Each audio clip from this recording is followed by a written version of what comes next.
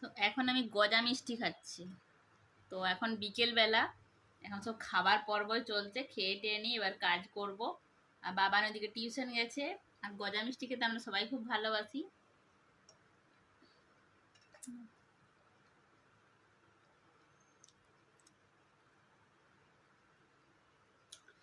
এগুলো অনেক দূর থেকে আসছে, মেদিনীপুর থেকে পাঠিয়েছে আমার পিসি বাড়ি থেকে। ফ্রিজে রাখা আছে, যখন ইচ্ছে হচ্ছে বের করছে আর খাচ্ছে।